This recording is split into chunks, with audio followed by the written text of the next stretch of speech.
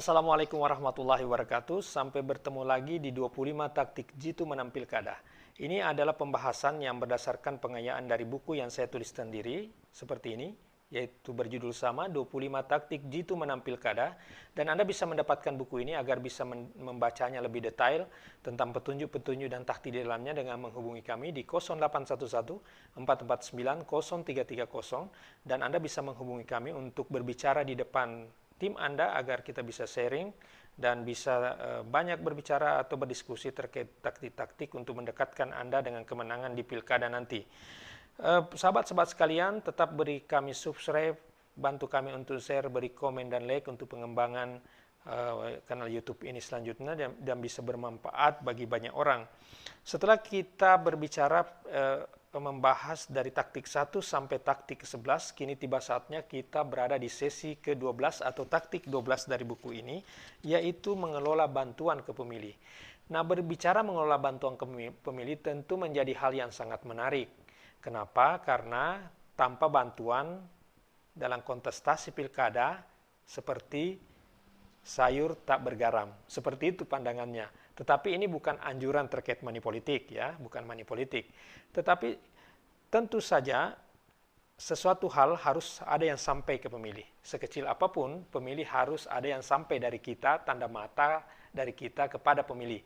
Nah, seperti itu bantuan yang saya maksud dalam buku ini. Bukan bantuan untuk mempengaruhi pemilih agar kemudian nanti pada hari pemungutan suara memilih kita. Kita tidak fokus ke situ dulu, tetapi kita harus fokus bagaimana agar pemilih mengetahui siapa kita, ya, secara popularitas dengan bantuan kita, dan kemudian menaikkan kesukaan pemilih atau akseptabilitasnya, lalu kemudian nanti di tahap terakhir memilih kita oleh karena mereka merasa bahwa kita dekat dengan mereka, tentu lewat sarana bantuan-bantuan seperti itu tadi. Nah, walaupun bukan itu maksud utama. Di dalam buku ini, di halaman ke-99 juga memang telah dijelaskan ada beberapa bagian yang bisa kita lakukan untuk pengelolaan bantuan pemilih ini atau bentuk-bentuk bantuan yang bisa kita lakukan agar ini bisa efektif sampai di tengah masyarakat. Nah, yang pertama di halaman ke-99 itu kami merekomendasikan bantuan ke pemilih itu berupa layanan-layanan administrasi, ya.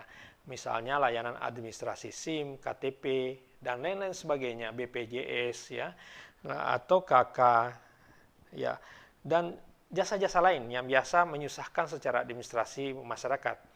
Saat ini memang semua pengurusan-pengurusan itu, terutama administrasi kependudukan, itu semua sudah gratis. Tetapi kadangkala masyarakat merasa masih sangat kesulitan ketika misalnya harus antri, tidak ada yang menyertai dia, dan tidak ada yang membantu mereka ketika mengurus itu di tingkat kelurahan, kecamatan, atau di Dukcapil. Maka kita harus menempatkan tim-tim kita di lapangan, di setiap desa, di setiap kecamatan, atau orang-orang yang spesialis tim kita untuk mengurusi administrasi kependudukan. Jadi setiap ada penduduk yang ingin diuruskan administrasi kependudukannya, maka tim kita ini yang maju. Nah, maka memang harus ada tim yang memang diminta untuk terus membackup itu di setiap desa dan kelurahan misalnya yang ada di wilayah kita. Nah, misalnya yang paling memungkinkan misalnya pengurusan terkait dengan SIM, walaupun itu memerlukan biaya yang tinggi, tetapi itu menjadi hal yang sangat luar biasa ketika kita bisa membantu pemilih menguruskan SIM mereka yang mau menguruskan SIM, termasuk biaya administrasi SIM-nya. Kemudian yang kedua, model bantuan berupa pelatihan, pemberdayaan ekonomi, dan peningkatan skill sangatlah bagus. Ya, tentu ini menjadi hal yang penting, ya.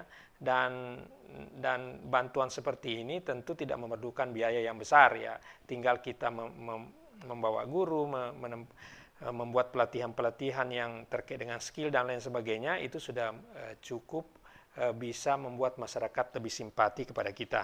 Lalu kemudian di buku berikutnya ini, buku ini merekomendasikan bantuan berupa barang atau natura itu bisa dilakukan merupakan pilihan terakhir, walaupun itu bukan merupakan pilihan utama.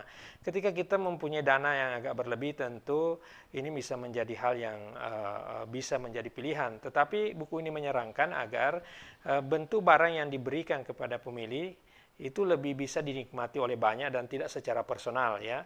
Kalau secara personal yang kecil-kecil aja, tapi ya, bantuan-bantuan berupa yang besar misalnya mesin jahit, mesin pompa air dan lain sebagainya itu bisa dilakukan karena itu bisa dinikmati oleh banyak orang. Demikian pembahasan terkait dengan taktik ke-12 mengelola bantuan ke pemilih. Anda bisa tetap mengikuti taktik-taktik selanjutnya sampai taktik 25, nantikan taktik-taktik selanjutnya. Tetap beri subscribe, like, komen, dan bantu kami share untuk pengembangan kanal YouTube ini. Terima kasih atas perhatiannya. Sampai jumpa di taktik ke-13. Wassalamualaikum warahmatullahi wabarakatuh.